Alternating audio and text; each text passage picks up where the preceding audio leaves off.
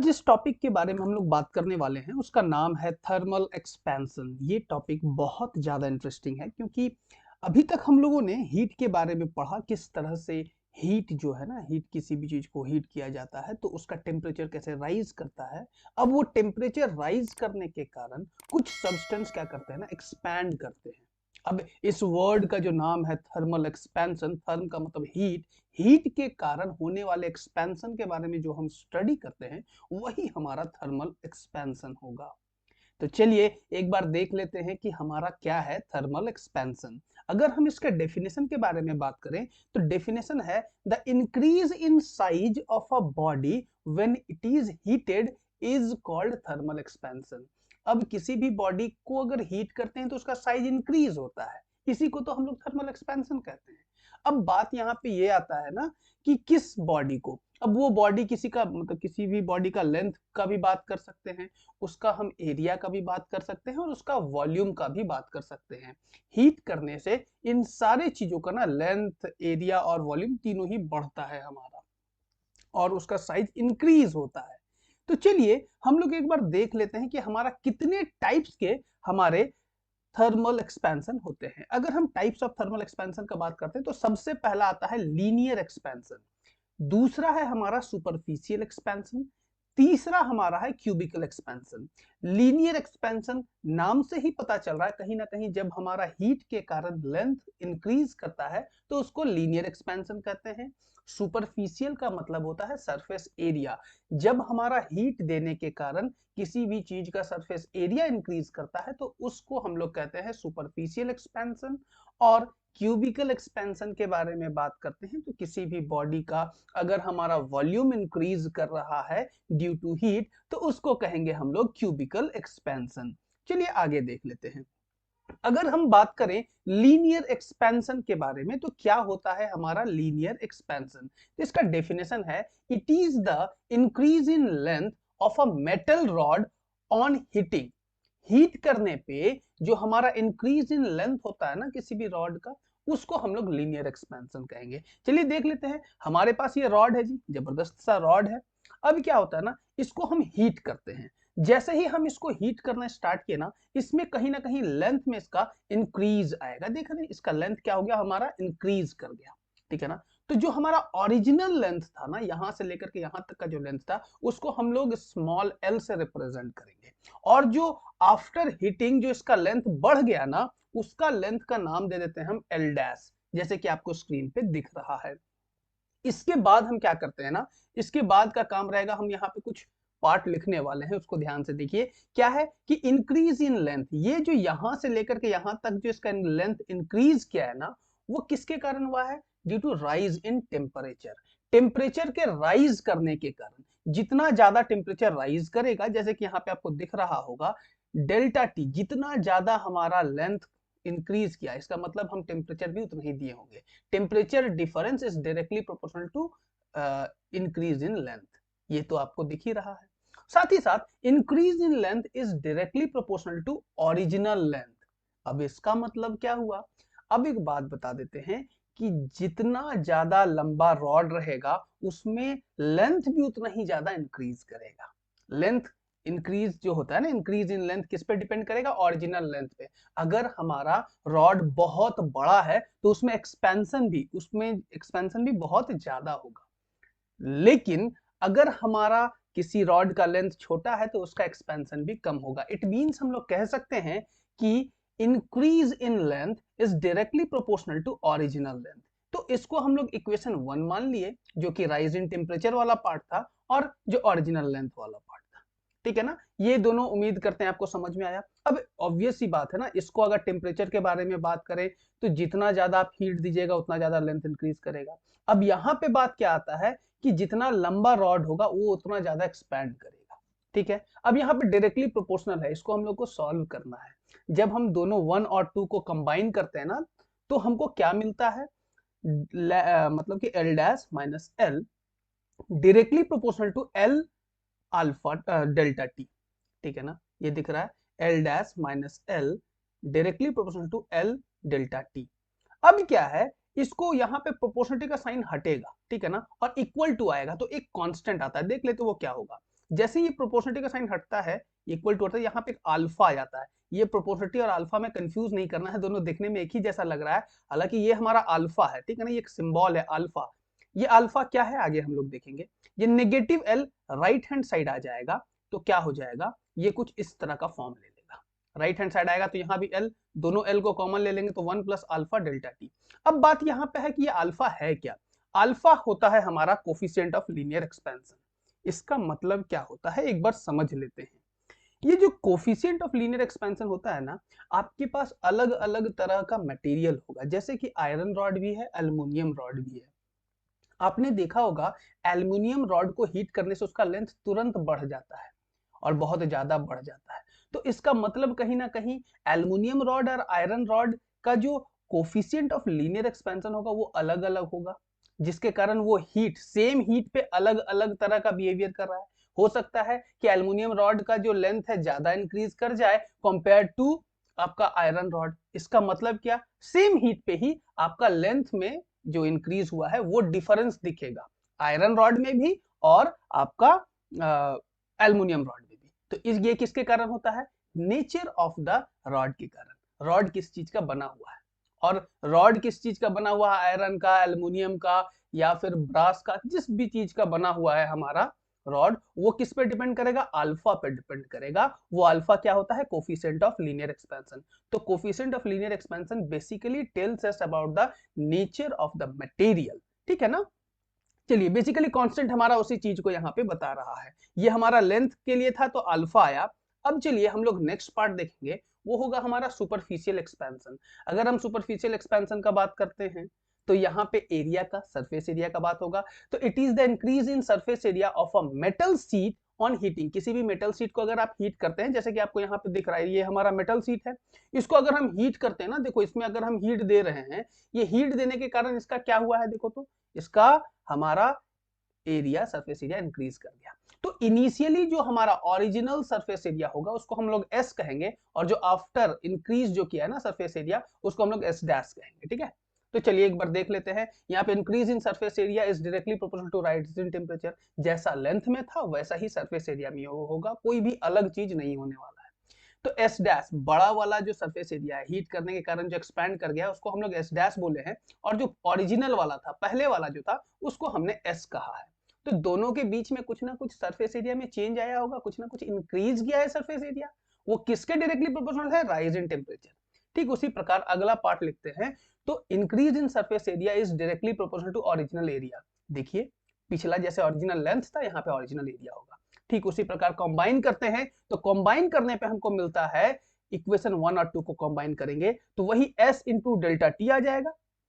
देख रहे हैं, फिर से प्रोपोर्शनलिटी का साइन हटेगा तो एक कांस्टेंट आएगा, वहां पे अल्फा आया था जहां लीनियर एक्सपेंशन था, यहां अल्फा नहीं आएगा, यहां पे आएगा हमारा बीटा, ठीक है ना। बीटा को क्या कहते हैं आगे हम लोग खुद ब खुद समझ जाएंगे, कमेंट सेक्शन में आप कमेंट करके लिख सकते हैं कि हमारा बीटा क्या है, हमारा बताने से पहले ही, ठीक है ना। जल्दी से कमेंट करके लिखिए कि बीटा हमारा क्या है। चलिए आगे देख लेते हैं, अगला बात करते हैं, तो एस डैश, यहाँ पे क्या होता है, ये एस फिर राइट हैंड साइड चला जाएगा जैसा लीनियर एक्सपेंशन में किए थे। तो S into 1 plus beta delta T, यहाँ पे बीटा क्या है, कोफिशिएंट ऑफ सुपरफिशियल एक्सपेंशन, जो कि आपको यहाँ पे दिख रहा है। बिल्कुल आप लोगों ने भी सही जवाब दिया है, ठीक है। तो चलिए ये हमारा हो गया सुपरफिशियल एक्सपेंशन। अब हम लोग देख लेते हैं कि हमारा क्या होता है वॉल्यूमिक एक्सपेंशन। यहाँ पे देख रहे हैं ये हमारा वॉल्यूम है या फिर क्यूबिकल एक्सपेंशन इसका नाम है, ठीक है ना। ये हमारा वॉल्यूम है, क्यूब है, ये थोड़ा सा एक्सपैंड भी किया है, ठीक है ना, ये आपको दिख रहा होगा, ये थोड़ा सा एक्सपैंड किया है। अब यहाँ पे थोड़ा सा बात करेंगे क्या है, increase in volume of block on heating, ठीक है ना। कोई भी मेटल ब्लॉक है उसको हीट करने पे वो कितना इंक्रीज किया उसका वॉल्यूम, उसी को हम लोग कहते हैं क्यूबिकल एक्सपेंशन। इसका अगर हम बात करेंगे तो इनिशियली ये जो हमारा बड़ा वाला जो क्यूब देख रहे हैं ना, ये आपका आफ्टर एक्सपेंशन हुआ है, ठीक है ना। तो और ओरिजिनल वाला ये अंदर जो छोटा सा है वो आपका ओरिजिनल भी है, ठीक है ना। तो v dash minus v directly proportional to t, जैसे हमने दोनों केसेस में किया, पिछला दोनों केसेस में किया, यहाँ पे भी फिर उसी तरह से v dash minus v is directly proportional to original volume. वहां पे ओरिजिनल सरफेस एरिया था और ओरिजिनल लेंथ था, और यहाँ पे हम लोगों ने ओरिजिनल वॉल्यूम लिखा है। कंप्लीटली डेरिवेशन सेम है, कुछ भी अलग नहीं है, क्योंकि हीट का इफेक्ट लेंथ पे, एरिया पे और वॉल्यूम पे एक ही समान होता है, अलग अलग नहीं होता है। इसीलिए हमारा मैथमेटिक्स भी एक ही समान चल रहा है, बहुत आसान है। अब क्या है ना कि इस इक्वेशन को कंबाइन करते हैं। कंबाइन करने पे हमको क्या मिला, v dash minus v is directly proportional to v into delta T, ठीक है ना। अब ये प्रोपोर्शनलिटी का साइन हटता है तो क्या मिलेगा, इक्वल टू के साथ गामा, बीटा था और यहाँ पे क्या मिला, गामा। और ये गामा का मतलब क्या है, gamma is the coefficient of cubicle expansion. अब ये भी राइट हैंड साइड जाएगा और भी कॉमन ले लेंगे तो 1 प्लस गामा डेल्टा टी हो जाएगा। इस पार्ट को आप खुद से भी सॉल्व करके लिख सकते हैं। तो हमारे पास तीन रिलेशन ऑलरेडी आ गया, वॉल्यूम इंक्रीज करने का रिलेशन आ गया, सरफेस एरिया इंक्रीज करने का रिलेशन आ गया और लेंथ इंक्रीज करेगा ड्यू टू हीट, उसका भी रिलेशन आ गया। तो अब क्या है, अब तीनों के बीच में यहाँ पे हम लोगों ने और कोफिशिएंट ऑफ, तीन कोफिशिएंट भी पढ़ा, एक अल्फा, एक बीटा, एक गामा। अल्फा लेंथ के लिए था जिसको लीनियर एक्सपेंशन कहते थे, coefficient of linear expansion. Beta क्या था, coefficient of superficial expansion. Gamma क्या था, दिख रहा है आपको, कोफिशिएंट ऑफ क्यूबिकल एक्सपेंशन। क्या इन तीनों के बीच में कोई रिलेशन है, चलिए देख लेते हैं। उससे पहले, रिलेशन को जानने से पहले हम लोग यहाँ पे बात करेंगे, ये जो कोफिशिएंट है ये अलग अलग मेटल के लिए अलग अलग होता है, ठीक है ना। ये गामा का अगर हम बात करते हैं, ये गामा अलग अलग मटेरियल के लिए अलग अलग होता है। जैसे कि अभी अभी हमने बताया कि आयरन के लिए कोफिशिएंट ऑफ लीनियर एक्सपेंशन अलग होता है, तो जनरली अल्फा बीटा गामा जो है ना, किसी भी मटेरियल का नेचर को बता रहा है, ठीक है। तो गामा अलग अलग मटेरियल के ना अलग अलग गामा पाया गया है। चलिए देख लेते हैं उसका वैल्यूज क्या क्या है, इसके बारे में बात करते हैं। तो यहाँ पे हो जाएगा कोफिशिएंट ऑफ वॉल्यूम एक्सपेंशन जो है फॉर सब सब्सटेंसेस क्या क्या है देख लीजिए। एल्युमिनियम का कुछ इस तरह से है गामा का वैल्यू, ये हमारा गामा का वैल्यू है। ब्रास के लिए कुछ ऐसा है, आयरन के लिए कुछ ऐसा है और वाटर के लिए कुछ इस तरह का है। देख रहे हैं ना, यहाँ पे चार अलग अलग सब्सटेंस के बारे में बात की है। तो एक बात आपको क्लियर हो जाना चाहिए, गामा एक ऐसा कांस्टेंट है, कोफिशिएंट है जो किसी भी नेचर ऑफ द मटेरियल को बताता है। वो नेचर ही बताएगा कि वो सब्सटेंस कितना ज्यादा हीट होगा, उस पर टेम्परेचर का इफेक्ट कैसा होने वाला है, ठीक है ना। चलिए इसका हम आगे बात करेंगे। अब हमारा क्या है, relation between alpha beta and gamma. क्या है अल्फा बीटा और गामा के बीच में क्या कोई रिलेशन है, चलिए देख लेते हैं। अगर हम यहाँ पे एक कंसिडर करते हैं वॉल्यूम जिसका साइड लेंथ एल है, ठीक है ना, तो यहाँ पे हम लिख लेते हैं consider a cube of side length L, then its original volume will be, original volume क्या हो जाएगा, ओरिजिनल वॉल्यूम हमारा एल क्यूब हो जाएगा। पता है क्यूब का हमारा वॉल्यूम क्या होता है, ठीक है। ओरिजिनल वॉल्यूम लिख लिया। उसके बाद क्या है, इंक्रीज इन ईच साइड। अगर हमारा हर एक साइड इंक्रीज कर रहा है, मतलब हर एक साइड तो लेंथ के बराबर है ना, हर एक साइड क्या है, हमारा लेंथ है। तो लेंथ के केस में हम लोग लीनियर एक्सपेंशन का फॉर्मूला लगाएंगे। तो एल डैश का क्या फॉर्मूला था, वही हम लोग लिखेंगे, L dash is equal to L plus delta L. यहाँ पे डेल्टा एल कुछ ना कुछ इंक्रीज करेगा और ये डेल्टा एल का वैल्यू क्या हो जाएगा, alpha into L plus delta T, ठीक है। अब इसी चीज को हम लोग कुछ ऐसे भी लिखते थे, ये फॉर्मूला ऑलरेडी हम लोगों ने पढ़ लिया है, ठीक है ना, एल डैश। अब बात यह है कि इसको हीट करने के कारण इसका पूरा वॉल्यूम इंक्रीज किया है, ठीक है ना। तो इसका हर एक साइड का लेंथ बढ़ा होगा, ठीक है ना। तो पूरा सबका लेंथ बढ़ा है तो इसका पूरा वॉल्यूम भी बढ़ा है। तो इसका वॉल्यूम में कितना चेंज आया है उसको देख ले।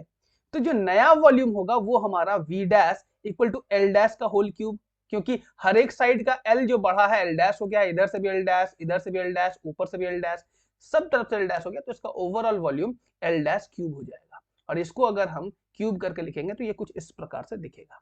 अगला पार्ट यहाँ पे देखें तो वही v dash equal to L cube bracket के अंदर 1 प्लस अल्फा डेल्टा टी का होल क्यूब लिख दिए हम लोग। अब क्या है ना, ये एल क्यूब को ओरिजिनल वॉल्यूम भी लिख सकते हैं, देखिए हम लोग लिखे हैं, और a प्लस बी का होल क्यूब का फॉर्मूला में एक्सपैंड कर दिए, ठीक है ना।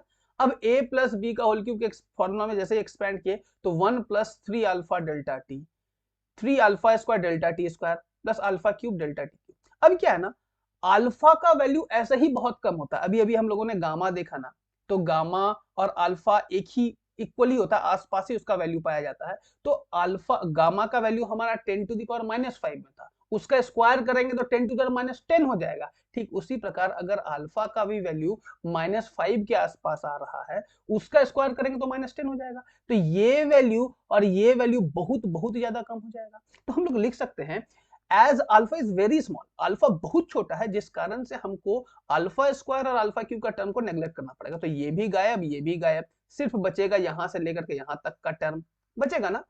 तो क्यों गायब किए? क्योंकि अल्फा का वैल्यू बहुत कम है और बहुत छोटे वैल्यू को जब स्क्वायर करते हैं तो उसका वैल्यू और छोटा हो जाता है। अगर ये बात आपको समझ में नहीं आ रहा है तो एक हम छोटा सा एग्जांपल देते हैं। जैसे कि मान लीजिए कि आपके पास एक एग्जांपल है, एक वैल्यू है 0.01। 0.01 का अगर आप स्क्वायर करते हैं तो वो क्या हो जाएगा? 0.0001 हो जाएगा। मतलब कि पॉइंट के बाद 3 जीरो फिर 1, मतलब इसका वैल्यू और छोटा हो गया। तो 0.01 को स्क्वायर करने पे उसका वैल्यू और कम होता है, ना कि बढ़ता नहीं है। इसलिए कोई भी छोटा वैल्यू है वो पॉइंट में ही होगा, उसको स्क्वायर करने पे हमारा वैल्यू और कम हो जाता है, जिस कारण से अल्फा स्क्वायर और अल्फा क्यूब को हम लोगों ने नेग्लेक्ट किया। अल्फा स्क्वायर अगर नेग्लेक्ट कर रहे हैं तो अल्फा क्यूब तो और भी छोटा हो जाएगा। ठीक है ना? चलिए आगे देखते हैं। अब क्या है, ये जो रिलेशन है इसको नेग्लेक्ट करने के बाद हमारा कुछ ऐसा आया है। अब ये हमारा वॉल्यूम एक्सपेंशन का वैल्यू आ गया है। अब हम लोग पुराना वैल्यू जो गामा के टर्म्स में था वो भी वैल्यू जानते हैं, क्योंकि हम लोग वी डैश का वैल्यू हम लोगों ने क्यूबिकल एक्सपेंशन में पढ़ा था, v into 1 plus gamma delta T. ये हम लोगों ने ऑलरेडी पढ़ लिया है। तो यहाँ पे इक्वेशन 1 और 2 को अगर हम लोग कंपेयर करते हैं तो क्या gamma is equal to alpha 3 alpha नहीं आ जाएगा? बिल्कुल आएगा ना। तो देखिए जैसे ही हम लोगों ने कंबाइन किया ना 1 और 2 को, जैसे ही कंपेयर किया तो gamma is equal to 3 alpha आ गया ना। देख रहे हैं तो किस तरह से हम लोग वॉल्यूम को यूज करके हमारा linear coefficient of linear expansion और कोफिशिएंट ऑफ क्यूबिकल एक्सपेंशन के बीच का रिलेशन निकाले हैं। ठीक उसी प्रकार अब हम लोग कोफिशिएंट ऑफ लीनियर एक्सपेंशन और कोफिशिएंट ऑफ सुपरफिशियल एक्सपेंशन के बीच का रिलेशन निकालेंगे। तो उसके लिए हम लोग को एरिया लेना पड़ेगा, ये आपको पता है। तो कंसीडर ए स्क्वायर। एरिया के लिए हम लोग एक स्क्वायर कंसीडर करेंगे जिसका लेंथ है l। ठीक है ना? देखिए ये स्क्वायर है जिसका लेंथ है l, तो इधर से भी लेंथ बढ़ेगा तो इधर से भी बढ़ेगा। देखिए यहाँ पे क्या लिखते हैं, इसका ओरिजिनल एरिया क्या हो जाएगा? l square. अगर इसका ओरिजिनल सरफेस एरिया s है तो ये l इंटू l हमारा क्या हो जाएगा? इसका सरफेस एरिया। ठीक है ना? अब क्या है, increase in each side after heating. Heat करने के बाद हर एक साइड इसका इंक्रीज करेगा, ये साइड भी इंक्रीज करेगा, ये साइड भी इंक्रीज करेगा, तो ओवरऑल इसका हमारा सरफेस एरिया भी इंक्रीज करेगा। तो सबसे पहले देखते हैं लीनियर एक्सपेंशन के कारण हमारा फॉर्मूला क्या होता है, L dash equal to L into 1 plus alpha delta T. ठीक है ना? अब क्या है, increase in area, new surface area क्या हो जाएगा? न्यू सरफेस एरिया का बात करेंगे तो वो हमारा S dash equal to L dash का होल स्क्वायर हो जाएगा। इसका होल स्क्वायर कर देंगे, क्योंकि पहले हमारा ओरिजिनल लेंथ एल था, लेकिन जैसे ही हीट किए उसका लेंथ तो बदल गया ना, बदल करके इतना आ गया। अब एल स्क्वायर करना पड़ेगा तो हमारा नया सरफेस एरिया निकलेगा आफ्टर हीटिंग या आफ्टर एक्सपेंशन। अब चलिए हम देख लेते हैं यहाँ पे कि एस डैश को हम इस तरह से लिख सकते हैं, एल डैश स्क्वायर को ऐसे। अब जैसे इसको स्क्वायर करेंगे तो ये एल स्क्वायर और ये ए प्लस बी का होल स्क्वायर का फॉर्म में टूट गया। यहाँ पे देखो 2 अल्फा है, यहाँ पे अल्फा स्क्वायर है। जैसे पिछले बार हम लोगों ने अल्फा स्क्वायर को नेग्लेक्ट किया था, अल्फा क्यूब को भी, ठीक उसी प्रकार यहाँ भी अल्फा स्क्वायर नेग्लेक्ट हो जाएगा। क्यों? क्योंकि वही हमारा पुराना लॉजिक, अल्फा का वैल्यू बहुत छोटा है और अल्फा का वैल्यू बहुत छोटा होता है, तो उसका स्क्वायर होगा, जो छोटा वैल्यू का जो स्क्वायर होता है उसका वैल्यू और कम हो जाएगा, जिस कारण से हम लोग ये alpha square delta T square को हम लोग नेग्लेक्ट कर देंगे। ठीक है ना? आगे बढ़ते हैं। neglecting alpha square as alpha is very small, then हमारा s dash will be s into 1 plus 2 alpha t। मतलब ये टर्म और ये टर्म बचा, ये तो गायब हो गया ना।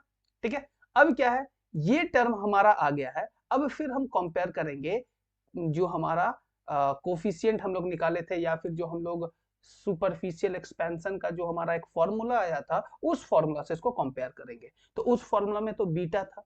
अब बीटा और अल्फा के बीच में फिर रिलेशन आएगा, कंपेयर करेंगे 1 और 2 को। जैसे ही 1 और 2 को कंपेयर करते हैं तो beta is equal to 2 alpha आ गया। अब नेक्स्ट पेज में अगर हम देखते हैं तो यहाँ पे गामा और अल्फा का रिलेशन आ गया, बीटा और अल्फा का भी रिलेशन आ गया। तो हम कह सकते हैं तीनों को एक साथ कंबाइन करके हम लिख सकते हैं। तीनों को जैसे ही कंबाइन करके लिखेंगे तो alpha is equal to beta by 2 और गामा बाई 3। जैसे कि beta is equal to 2 alpha हो जाएगा, उसी तरह से gamma is equal to 3 alpha हो जाएगा। ठीक है ना? तो इन दोनों के बीच में भी हम लोग रिलेशन एस्टेब्लिश कर सकते हैं। जैसे कि अल्फा और गामा का रिलेशन है, अल्फा और बीटा का रिलेशन है, तो इन दोनों को यूज करके हम लोग ये रिलेशन यूज किए। तो अल्फा बीटा और गामा के बीच में क्या रिलेशन होता है ये हम लोगों को पता चल गया है। ठीक है? अगर एग्जाम में इसके रिलेशन को बनाने के लिए आए तो आप इस तरह से भी बना सकते हैं। चलिए अगला अगर हम बात करेंगे variation of density with temperature. Temperature के साथ हमारा डेंसिटी कैसे वेरी करता है ये भी तो जानना होगा ना। चलिए जान लेते हैं।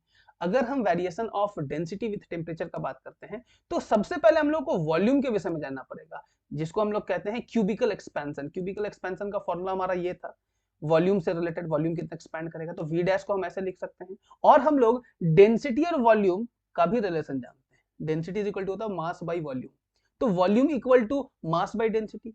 तो यहाँ पे volume equal to mass by density है, तो अगर वी डैश हो जाए तो मास तो हमारा बदलेगा नहीं, क्योंकि वॉल्यूम बढ़ रहा है ना, मास पे थोड़ी कोई इफेक्ट आ रहा था।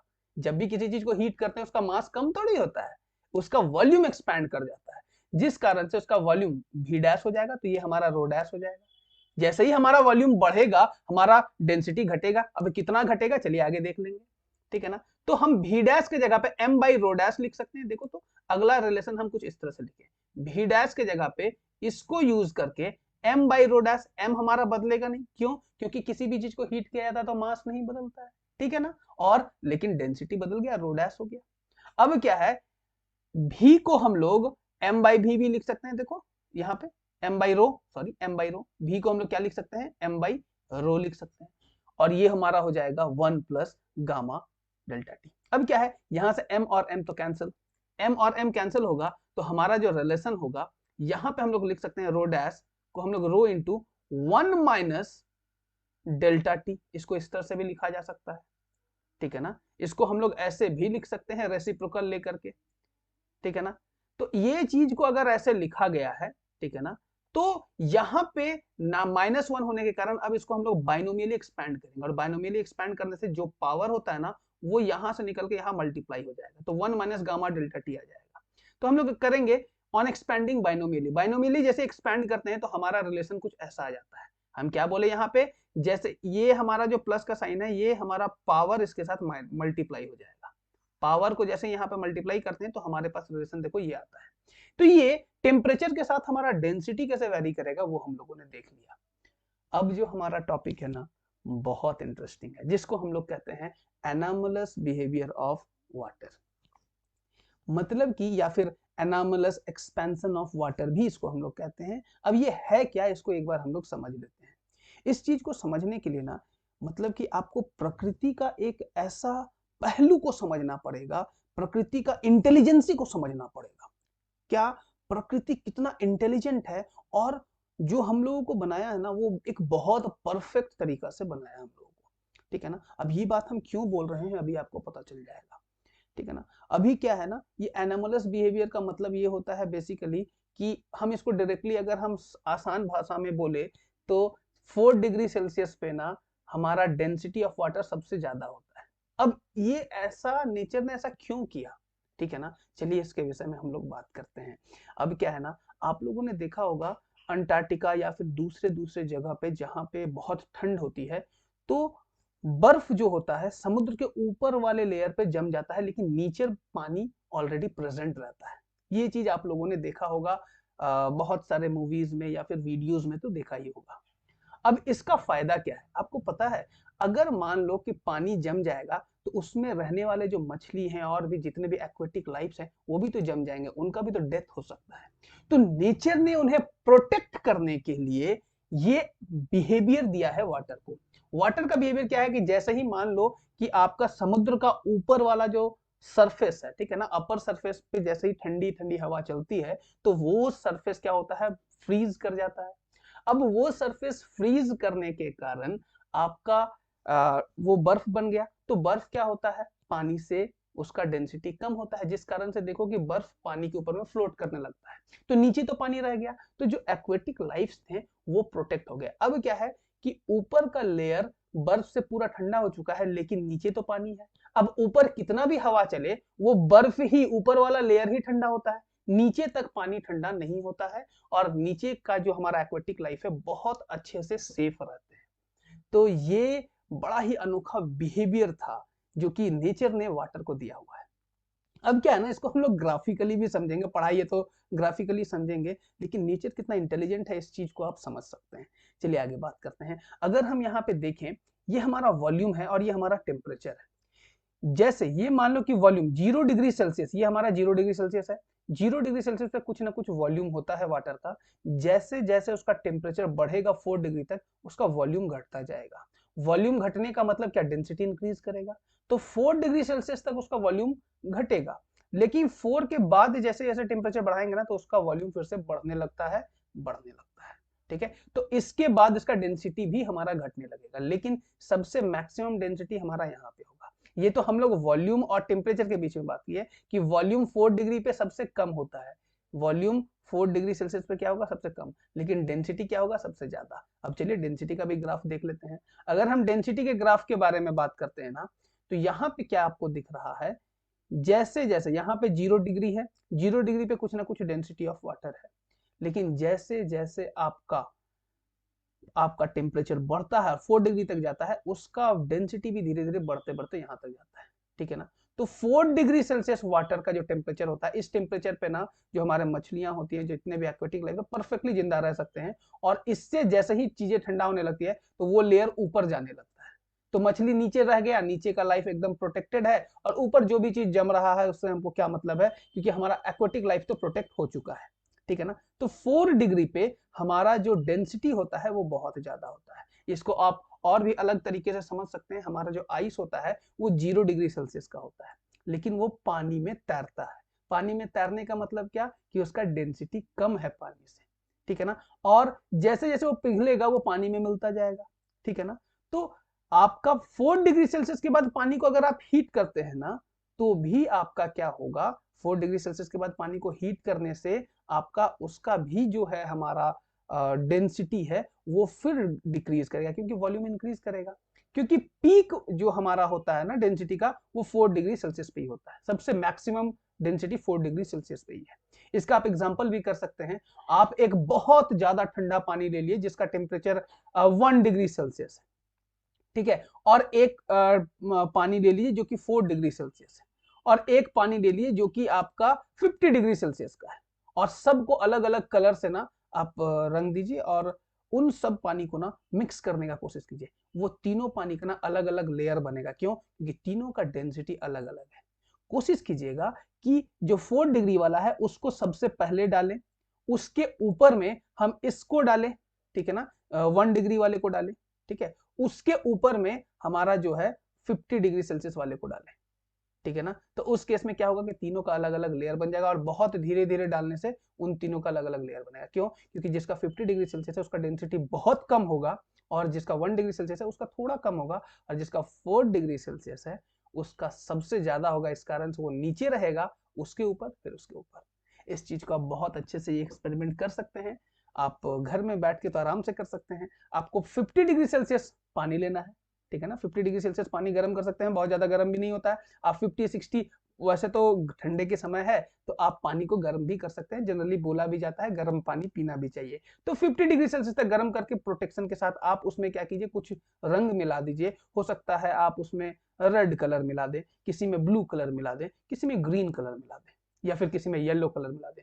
तीनों डेंसिटी को ना सबसे पहले 4 डिग्री सेल्सियस वाले वाटर को डालें, फिर 1 डिग्री वाले को डालें, फिर आप 50 डिग्री सेल्सियस वाले को डालें। देखिएगा तीनों का अलग अलग लेयर बन जाएगा।